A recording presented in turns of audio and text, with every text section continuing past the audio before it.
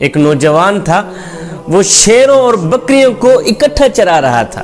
کسی نے گزرتے ہوئے پوچھ ہی لی، اور نوجوان یہ شیروں کی بکریوں سے کب سے صلح ہوئی ہے؟ تو اس نوجوان نے کہا، بھائی جب سے میں نے اللہ سے صلح کی ہے نا، انہوں نے آپس میں صلح کر لی ہے۔ جب سے میں نے اللہ کے ساتھ اپنا تعلق جوڑا ہے، انہوں نے آپس میں اپنا تعلق جوڑ لیا ہے۔ جب سے میں نے اللہ کو راضی کیا ہے، یہ آپس میں راضی ہو گئے۔ جوانوں، اللہ کو راضی کر لو، اللہ کے ساتھ اپنا معاملہ درست کر لو، اللہ سے صلح کر لو۔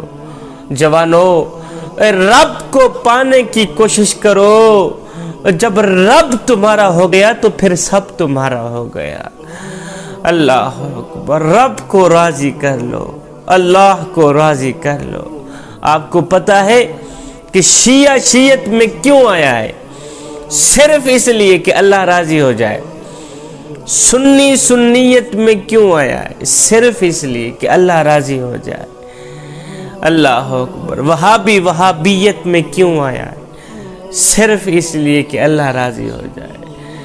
میری قوم کا بڑھا بستر کندھے پہ اٹھا کر 10ویں ملک میں جا کر، 10ویں ضلع میں جا کر دین کا پیغام لوگوں تک پہنچا رہا ہے، تبلیغ کے لیے نکلا ہوا ہے، اپنے چھوڑ کر، پرائے چھوڑ کر۔ اللہ اکبر، دین کا پیغام پہنچانے کے لیے، تبلیغ کا کام کرنے کے لیے نکلا ہوا ہے۔ اگر اس سے پوچھ لیا جائے، بابا جی یہ کیوں کر رہے ہو؟ ایک پیغام پہنچانے کے لیے تو نے اپنے چھوڑے، پرائے چھوڑے، بیوی چھوڑی، بچے چھوڑے، سب کچھ چھوڑا، کیوں کر رہے ہو؟ کہتا ہے بس اس لیے کہ اللہ راضی ہو جائے۔ بیٹا یہ سب کچھ اس لیے کر رہا ہوں کہ مجھ سے میرا اللہ راضی ہو جائے۔ اللہ اکبر، یہ سورج، چاند اور ستارے، یہ موسموں کا ایک دوسرے کے بعد آنا جانا۔ سورج اپنے وقت مقررہ پر اپنی حدیں طے کرتا رہا، دائیں بائیں نہیں، سیدھی راہ چلتا رہا۔ کیوں؟ اس لیے کہ اللہ راضی ہو جائے۔ اللہ نے حکم جو دے دیا ہے کہ تو نے سیدھی راہ چلنا ہے، دائیں بائیں نہیں چلنا، میری فرما برداری کرنی، میں نے کہہ دیا ہے سیدھی راہ چلنا، بس تو نے سیدھی راہ چلنا۔ چاند نے اپنا راستہ نہیں بدلا، عین سیدھی راہ چلتا رہا، دائیں بائیں نہیں۔ کیوں؟ اس لیے کہ اللہ راضی ہو جائے۔ حیات و کائنات کے سارے سلسلے اپنے اپنے وقت مقررہ پر چلتے رہے، پھول اپنے وقت مقررہ پر اگتے رہے، کھلتے رہے، خوشبوئیں دیتے رہے۔ کیوں؟ اس لیے کہ اللہ راضی ہو جائے۔ اللہ اکبر، بادل اپنے وقت مقررہ پر گرجتے رہے، اپنے وقت مقررہ پر برستے رہے۔ بادلوں سے نکلا پانی اپنے وقت مقررہ پر زمین پر آتا رہا۔ کیوں؟ اس لیے کہ اللہ راضی ہو جائے۔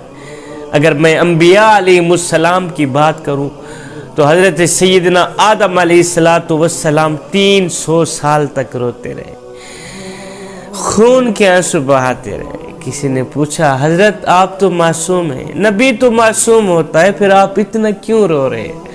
کہا اس لیے کہ اللہ راضی ہو جائے، اس لیے رو رہا ہوں کہ آدم پہ اللہ راضی ہو جائے۔ حضرت سیدنا شعیب علیہ السلام تو اتنے روئے کہ نبی نہ ہو گئے، آنکھیں جاتی رہی، آنکھوں سے بھی ہاتھ دھو بیٹھے، اتنے روئے۔ میرے اللہ نے ایک بار آنکھوں سے نوازا، پھر حضرت سیدنا شعیب علیہ السلام اتنے روئے کہ آنکھیں پھر جاتی رہی، پھر نبی نہ ہو گئے۔ میرے اللہ نے فرمایا، میرا شعیب اور تو اتنا کیوں روتا ہے؟ اگر تو جہنم کے خوف سے روتا ہے، میں رب ہو کر وعدہ کرتا ہوں جہنم تم پہ حرام کرتا ہوں، اور اگر تو جنت کے لیے روتا ہے، میں رب ہو کر وعدہ کرتا ہوں ساری جنت ہی تیرے نام کرتا ہوں۔ اور میرے شعیب اب تو چپ ہو جا، اور میرے شعیب اب تو چپ ہو جا۔ ہے شعیب کی چیخیں اور بلند ہونا شروع ہوئی۔